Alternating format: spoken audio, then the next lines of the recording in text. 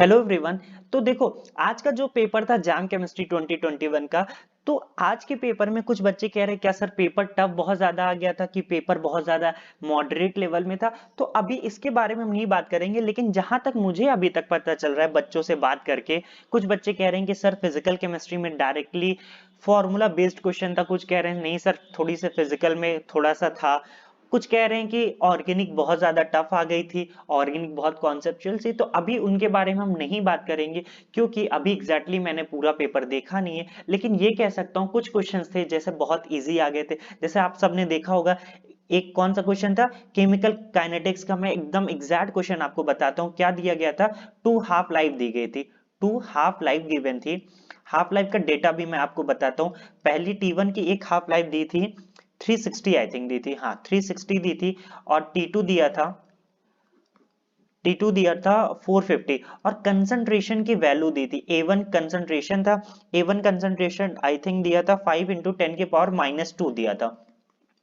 और दूसरी कंसंट्रेशन दी थी A2 दी थी 4 इंटू 10 की पावर -2। तो हमने केमिकल काइनेटिक्स में ये तो बहुत ही इजी सा क्वेश्चन आ गया था। हम सबको पता है टी हाफ जो होता है, टी हाफ, सपोज दैट ये ए वाला था, तो T half A upon T half B, अगर आपने फॉर्मूला अच्छे से ही पढ़ा होगा, T half A upon T half B equal to क्या होता है, A2 का कंसंट्रेशन मतलब सेकेंड वाले का कंसंट्रेशन, अगर ये ए है, ये वाला अगर T1 ए है, ये T2 क्या है, बी है, ये तो A2 अपॉन A1 हो जाता है। और क्या पूछता और होता है n-1। तो आपको सबकी वैल्यू दी थी, आपको सीधा वैल्यू पुट करनी थी और यहाँ पे आपको बताना था ऑर्डर ऑफ रिएक्शन। आप ऑर्डर कैलकुलेट करोगे तो n की वैल्यू 2 आएगी, तो ये सेकेंड ऑर्डर रिएक्शन थी। तो इस तरीके के क्वेश्चंस भी आपको देखने को मिला होगा।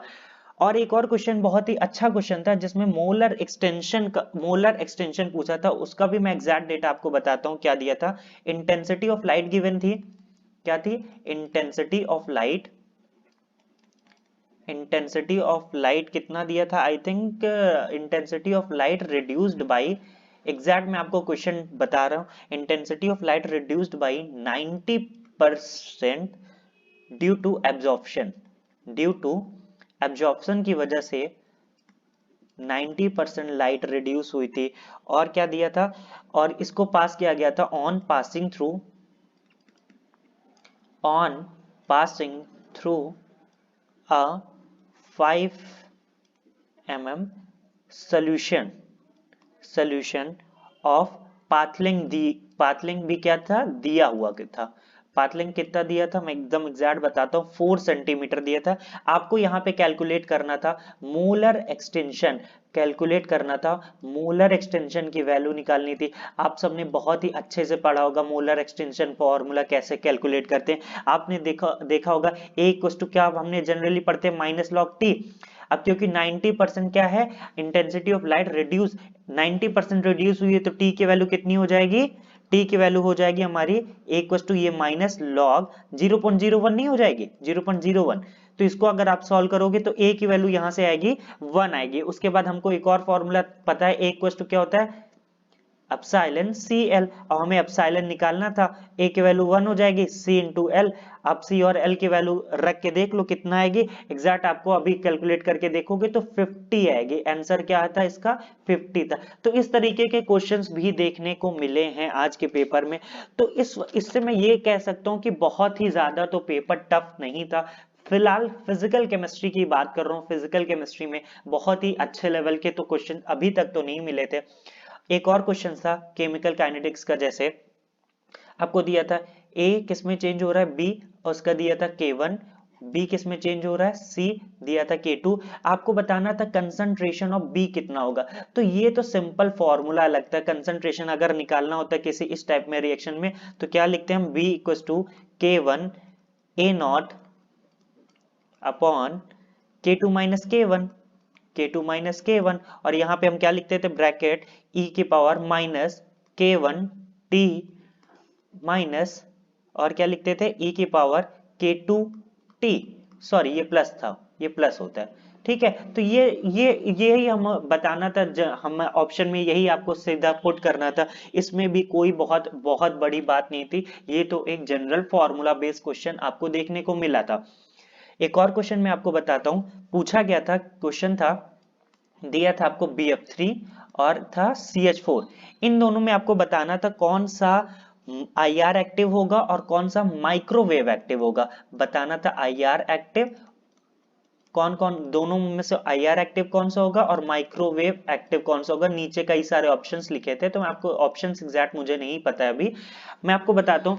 IR एक्टिव होने के लिए क्या कंडीशंस होती है, आप सबने शायद पढ़ा ही होगा। IR एक्टिव होने के लिए क्या होता है, डाइपोल मोमेंट जो होना चाहिए जीरो नहीं होना चाहिए। क्या होना चाहिए, जीरो नहीं होना चाहिए। एक वहां पे खास बात क्या होती है, हम हमेशा याद रखते हैं होमोन्यूक्लियर डायटोमिक को छोड़ के, होमोन्यूक्लियर डायटोमिक को होमोन्यूक्लियर जो डायटोमिक का IR वो होता है इनएक्टिव होता है। जितने भी क्या होते हैं homonuclear homonuclear diatomic molecule, diatomic molecule वो क्या होते हैं, IR इनएक्टिव होते हैं। ये जो होता है वो IR इनएक्टिव होता है, बाकी को छोड़ के सारे क्या होते हैं IR एक्टिव होते हैं। तो ये होमोन्यूक्लियर डायटोमिक मॉलिक्यूल तो नहीं दोनों, तो ये क्या होंगे, दोनों IR एक्टिव होंगे, IR एक्टिव होंगे। अगर मैं बात करूं माइक्रोवेव एक्टिव होने की, तो माइक्रोवेव एक्टिव की कंडीशन क्या होता है, आपने पढ़ा होगा इसके लिए सिलेक्शन रूल क्या था कि dipole moment should not equal to zero. और यहाँ पे BF3 और CH4 में क्या है देखने को मिलता है कि ये क्या है, इनका डाइपोल मोमेंट क्या होता है, जीरो होता है। डाइपोल मोमेंट जीरो, तो ये कैसे हो जाएंगे, ये दोनों माइक्रोवेव इनएक्टिव। तो इस तरीके का क्वेश्चंस भी था। तो बहुत ज्यादा तो इसको टफ नहीं कहूंगा मैं, बहुत ज्यादा टफ तो नहीं कह सकते इसको, ये सब क्वेश्चंस एक नॉर्मल बच्चा भी कर सकता था। अब जैसे एक था, एक क्वेश्चन में आपको देखने को मिला होगा, एक क्वेश्चन में ये गिवन था, डेटा गिवन था। क्या डेटा गिवन था, उसमें आपको बताना था कि कि आपको एनएमआर के बारे में बेसिकली बताना था, एनएमआर के बारे में आपको बेसिकली बताना था वहां पे। तो उसमें भी कोई बहुत ज्यादा टफ चीजें तो नहीं पूछी थी उसमें, उसमें भी बहुत ही सिंपल क्वेश्चन था। जैसा कि मैं आपको एग्जैक्ट बताता हूँ क्वेश्चन क्या था। अगर याद रखना, थोड़ा बहुत वैल्यूज में भी शायद डिफर हो सकती। क्वेश्चन था बेंजीन बनाया था, ठीक है, और यहां से CH2Cl जोड़ा था और यहां से CH3 जोड़ा था। तो यहाँ पे तीन वैल्यूज दे रखी थी, है ना, तीन केमिकल शिफ्ट की वैल्यू दे रखी थी। एक शायद तीन वैल्यूज, एग्जैक्ट वैल्यूज तो मुझे नहीं याद है, वैल्यूज कुछ थी, एक शायद 2.3 थी, एक कुछ 2.7 समथिंग इस तरीके का क्वेश्चन था। उसमें आपको बताना था कि कौन सा केमिकल, कौन सा कार्बन किस वैल्यू के पास आएगा। तो इस तरीके का ये एनएमआर का क्वेश्चन था।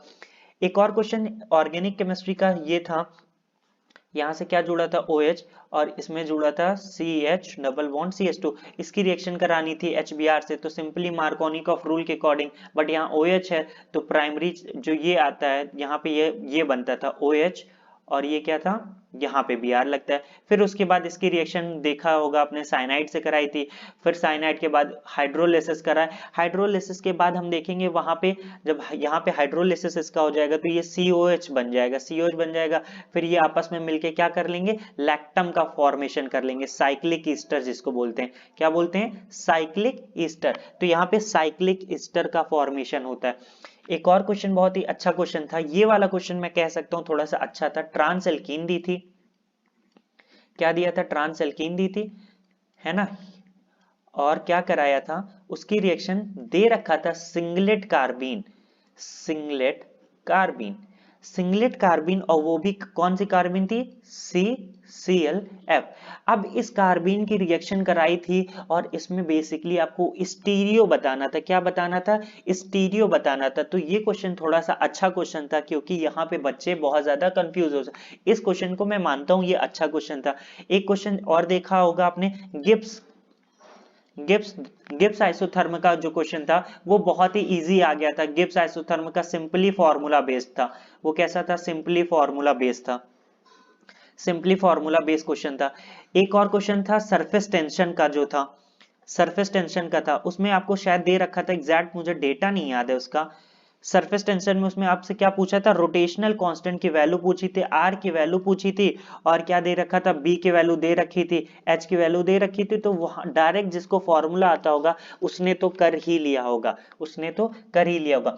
एक बहुत ही सिंपल सा क्वेश्चन जो आया है केमिकल बॉन्डिंग से, SF4 और क्या दिया था, I3 माइनस था, और क्या था, ClF3 था। आपको इसमें सिंपल हाइब्रिडाइजेशन बताना है, तो यहाँ पे क्या होगा इसका हाइब्रिडाइजेशन sp3d, इसका क्या होगा, इसका भी होगा sp3d, इसका क्या होगा, इसका भी क्या हो जाएगा sp3d। बट यहाँ पे क्या है, अगर इसकी शेप की बात करें तो ये कैसा होता है, शीशा होता है, ये कैसा होता है I3 माइनस, ये लीनियर होता है, और ये कैसा होता है टी शेप। तो ये तो बहुत ही इजी क्वेश्चन था, इसको तो मैं कुछ भी नहीं कहूंगा इस क्वेश्चन के बारे में, ठीक है, ये तो बहुत ही इजी था, ठीक है, इसके बारे में तो हम बात ही नहीं करेंगे, ये तो बहुत ही बच्चों वाला क्वेश्चन था, ये तो 11-12 का बच्चा भी हो तो वो भी बता सकता था कि किसका शेप क्या होगा, तो ये तो बहुत ही आसान था। एक और क्वेश्चन था ऑर्गेनिक की मैं बात करूं तो उसमें दिया था कार्बन, और दिया था अबव द प्लेन जो था वो क्या था, मिथाइल ग्रुप लगा था, और प्लेन में एक था C3H7, और उसके बाद बिलो द प्लेन से हाइड्रोजन जुड़ा था, और ये प्लेन में था COCH3 ग्रुप जुड़ा था। इसकी रिएक्शन आप को कराना था NaBH4 के साथ कराना था। बेसिकली आपको यहाँ पे स्टीरियो का क्वेश्चन था, ये स्टीरियो, क्योंकि NaBH4 का काम तो सब जानते हैं, ये क्या देगा H-, इसको क्या करेगा, कीटोन को अल्कोहल में रिड्यूस करेगा। बट आपको मैं बता दूं, आपको सबसे पहले ये क्या करना है, ये जो कीटोन है, कीटोन की जो हमेशा याद रखना, ये जो बल्की ग्रुप है, यहाँ पे बल्की ग्रुप C3H7 को आपको इसमें क्या करना होगा, इसको ट्रांस में पहले आप चेंज कर लो, फिर डायरेक्टली आप NaBH4 के साथ रिएक्शन करा दो। तो ये एक जनरल पैटर्न ये इसमें था, इसमें स्टीरियो बस थोड़ा सा इंपॉर्टेंट थे इसके लिए, और कुछ खास नहीं था ज्यादा। एक और क्वेश्चन मैं दिखाता हूं आपको, टॉलेंस का टेस्ट का क्वेश्चन था, टॉलेंस का बहुत ही इजी टाइप का क्वेश्चन आ गया था, इसको तो मैं बिल्कुल नहीं कहूंगा कि वो टफ था।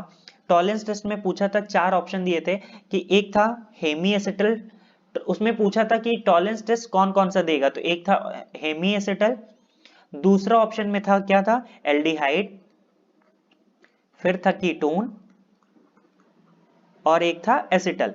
तो मैं आपको बता दूं, हम सबको पता है हेमी एसिटल भी देता है, एल्डिहाइड भी देता है, एसिटल भी देता है, सिर्फ कीटोन नहीं देता है, सिर्फ कीटोन नहीं देता है। तो ये क्वेश्चन भी ठीक ठाक ही था, जो बच्चे अच्छे से पढ़े होंगे वही ये वाला कर पाए होंगे। एक क्वेश्चन था सॉलिड स्टेज का, वो थोड़ा सा अच्छा क्वेश्चन कह सकते थे, वहां पे परसेंटेज ऑफ, पूरा एग्जैक्ट क्वेश्चन तो मुझे नहीं याद है, उसमें परसेंटेज ऑफ शॉर्ट की डिफेक्ट ऐसा कुछ क्वेश्चन था, परसेंटेज ऑफ शॉर्ट की डिफेक्ट बताना था, क्या बताना था, परसेंटेज ऑफ शॉर्ट की डिफेक्ट वहां बताना था, तो वो थोड़ा ठीक ठाक क्वेश्चन था। एक क्वेश्चन था OMC का क्वेश्चन था, PtCl3, एग्जैक्ट क्वेश्चन मैं आपको बता रहा हूं, CH2 डबल बॉन्ड CH2, एक ये A दिया था, फिर PtCl3 CF2 double bond CF2 ये था, और क्या था PtCl3 CCN double bond CCN ये था, ये CCN था, होल ट्वाइस है ये CCN होल ट्वाइस, और एक और था PtCl3, क्या था PtCl3, एक और था CCl2, हाँ ये था CCl2 डबल बॉन्ड CCl2, एक क्वेश्चन ये था। तो इन चारों में आपको बताना था कार्बन कार्बन बॉन्ड ऑर्डर क्या होगा, तो हमको पता है क्या होता है, माइनस आई इफेक्ट जैसे जैसे क्या करता है, इंक्रीज करता है, माइनस आई इफेक्ट जैसे जैसे इंक्रीज करता है क्या होता है, बॉन्ड ऑर्डर वैसे वैसे डिक्रीज करता है, तो सबसे ज्यादा इसका हो जाएगा, बॉन्ड ऑर्डर सबसे ज्यादा इसका होगा, उसके बाद हमको पता है पहले नंबर पे ये आएगा, दूसरे में क्लोरीन वाला, तीसरे में फ्लोरीन वाला, चौथे में साइनाइड आएगा, क्योंकि इसकी जो होती है क्या, माइनस आई सबसे ज्यादा होता है। तो ये क्वेश्चन भी ठीक अच्छा क्वेश्चन था, इसको मैं अच्छे क्वेश्चन में कंसीडर करूंगा। तो इस तरीके के क्वेश्चन थे। एक आयनिक कोफिशिएंट निकालने का क्वेश्चन पूछा गया था, आयनिक कोफिशिएंट्स का। तो इस तरीके के क्वेश्चंस थे। अभी तक मुझे जितने भी क्वेश्चंस मिल रहे हैं मैंने आपको डिस्कस कर दिए। किसी को कोई दिक्कत हो और बिल्कुल भी टेंशन लेने की जरूरत नहीं, क्योंकि अभी देख, अगर पेपर वाकई में बहुत ज्यादा टफ होगा, पूरा पेपर जब मैं एनालाइज कर लूंगा तो मैं बता सकता हूँ कि क्या पेपर टफ था, मॉडरेट था। आप मुझे कमेंट में बता सकते हो कि आपको कैसा लगा पेपर, और फिर एक बार पूरा पेपर आ जाए तो मैं एनालिसिस करके बता सकता हूँ कि एक नॉर्मल बता सकता हूँ एवरेज की कट ऑफ क्या जानी चाहिए। बहुत से बच्चे मुझसे कट ऑफ पूछ रहे हैं, तो अभी कट ऑफ का तो अंदाजा नहीं है, बट जल्दी मैं आपको बता दूंगा। और इसी तरीके के क्वेश्चन थे, अभी अगर मुझे फर्दर कुछ और क्वेश्चंस मिलते हैं तो मैं आपको दिखा दूंगा, बट अभी तक इतने ही थे। तो आपको टेंशन लेने की बिल्कुल भी जरूरत नहीं, जैसा भी पेपर हुआ है सबका अच्छा है, कोई ज्यादा टेंशन मत लो। सबको अभी और बहुत सारे चांसेस आएंगे, तो बिल्कुल भी टेंशन और घबराने की जरूरत नहीं, जो होगा सब अच्छा होगा। ठीक है, आराम से आप घर में रहो, आराम से सो, बहुत ज्यादा सोचने की जरूरत नहीं है। ठीक है, थैंक यू।